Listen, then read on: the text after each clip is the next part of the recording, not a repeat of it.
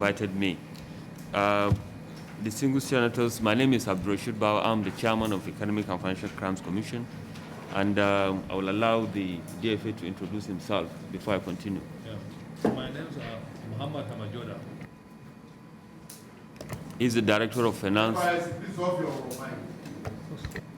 He's the Director of Finance and Account, distinguished senators. I'm very happy to what I've witnessed since coming in here. In fact, I have been taking notes. I only wish that the chairman had allowed me to go with the chief medical director of Federal Medical Center, but maybe next time I will be here on the 31st of May to see whether you will allow him to go or you will allow me to go with him. But on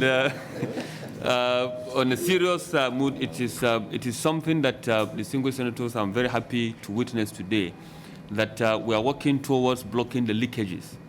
Certainly, there are a lot of leakages that we need to block and come up with something that will enhance and generate more. It's not about generating more revenue now. It's about conserving the revenue that has already been generated.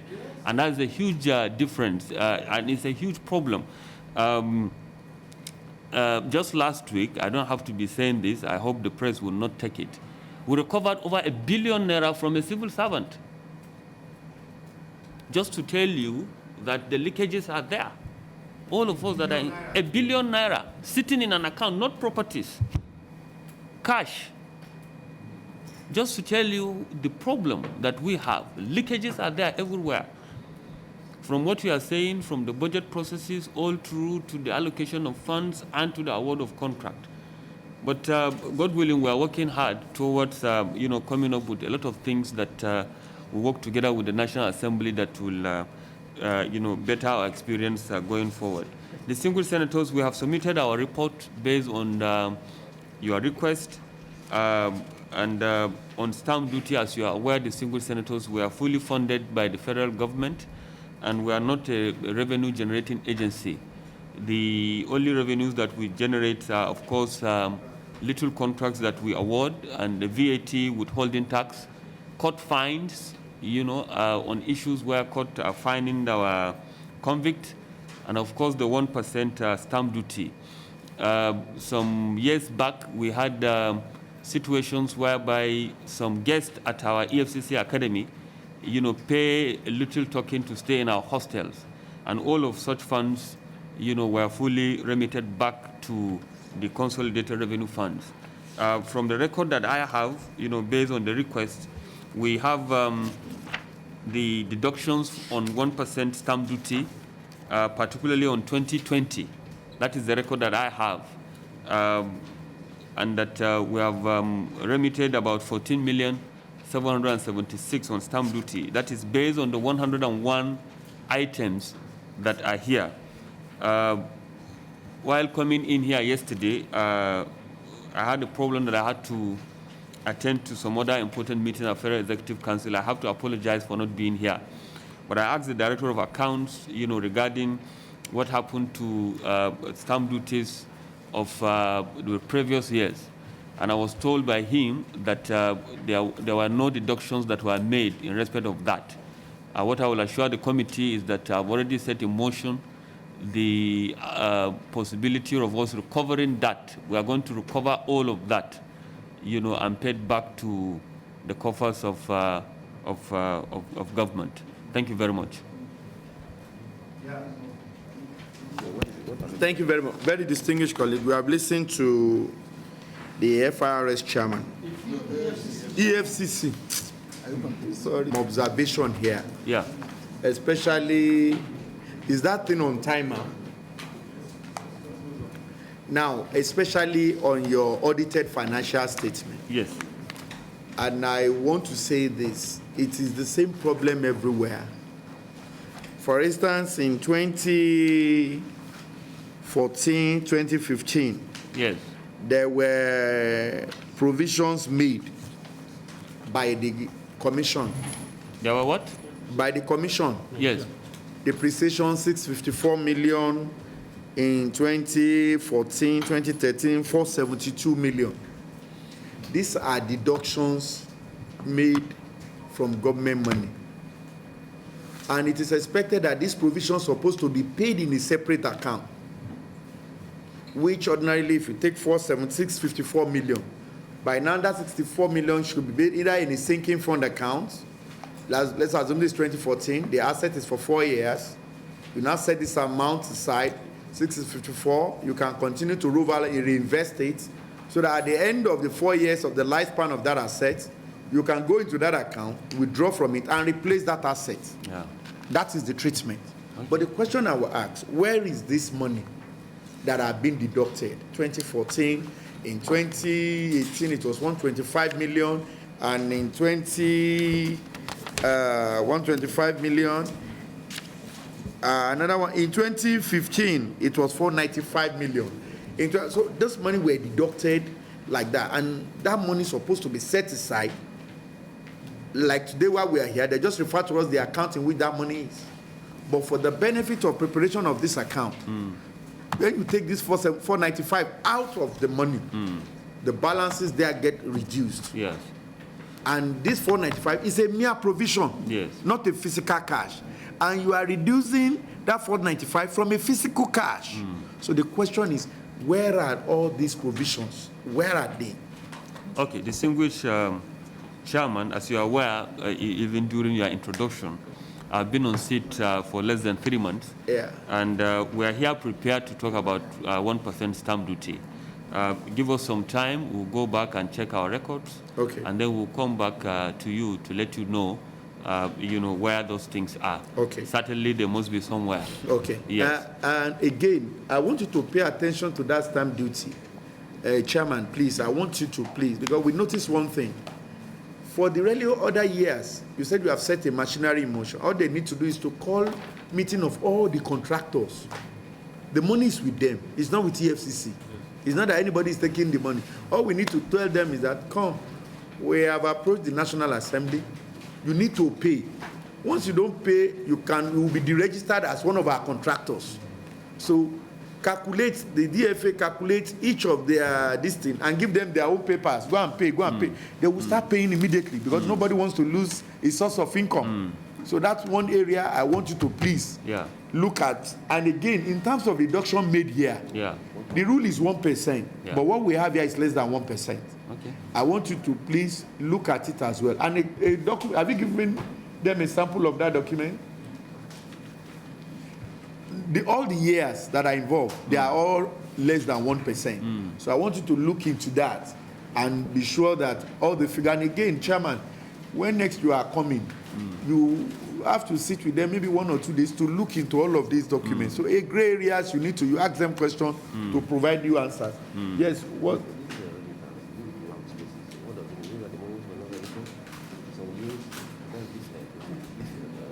Now, again, in the area of your revenue, yes, if you look at this document, yes,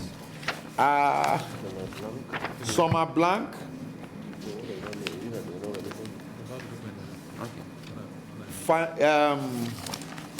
The finalized dates. For instance, these are stamp duty. It's stamp duty, you know. No, they are stamp duty. This is beneficiary. This is the supply description. This is the account number and everything. This is the deduction, the amount, and this amount supposed to be paid. You understand? It's not being paid. Okay. It's still on stamp duty. It's still on stamp duty. So I want to appeal that please you look into that very well and try and get to the nitty-gritty of what is happening. While on the audited account, all these provisions that I've made mention is totaling to about 5 billion. Please look into it. We will look into it. Okay. Let me just state here also, distinguished senators, as part of my own drive towards changing the narratives. Since when I came on board, we have created 4 new departments. And one of the departments that is dear to me, sequel to extant government circulars, is the upgrade that we made of the procurement unit. into a full-fledged department. And the whole idea, which I've charged the new acting director of procurement department, is that I want us to have a living manifestation of procurement law in that department, so that other MDAs will come to the EFCC and see that when it comes to the issue of procurement, that this is it. Even though as at now, we have 95%, 96% rating, even from the BPP. What I want to assure you with that is that we are fully in compliance with that. The second department that we have created in this regard is the upgrade of our own internal audit into a full-fledged department to look at what we do, because we want a situation whereby at the end of the financial year, we have zero query from even our internal audit to class of external auditors to come and say that we have not done this, we have not done that.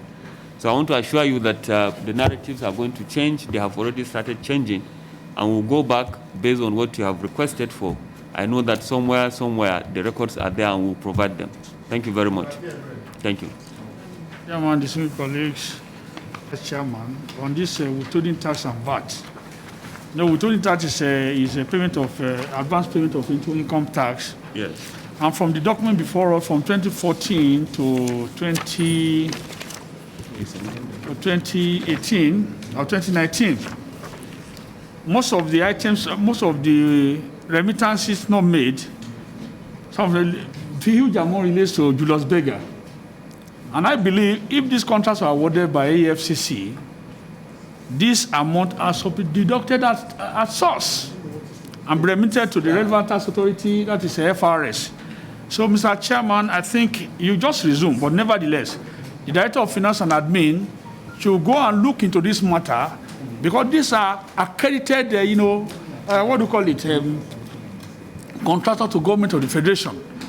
So, this payment of, like for instance, in 2014, you look at 1.08 billion. And if the withholding tax is only 10%, you know what that means. So all these ones are needed to be computed in full, so that evidence of remittance are made available to this committee in your next sitting. Thank you. More worrisome is the fact that remittances were made in some years, and in other years there were no remittances. Yeah. Okay, if you look at that page, I think you are you on that page, sir? Chairman. We don't. We're sorry, distinguished senators. I don't know the document that you are reading. And look into this document, and that by the time he comes back next, the next appearance, he will be able to provide solutions and reason why this is like this, this is like this, and also he has taken the bull by the horn by saying that he has paid adequate attention into his procurement department, and also make his internal audit department a full-fledged department that can at least for once get things right, and there will be zero queries from anywhere going forward. But for benefit of doubt, the chairman, yes, we want to allow you to go. We will give a week for all of this to be tidied up and to be looked into. We will expect you back exactly the same day, the same time, upper week. Would that be fair? Yes, first week of June is okay. No. Kabasu.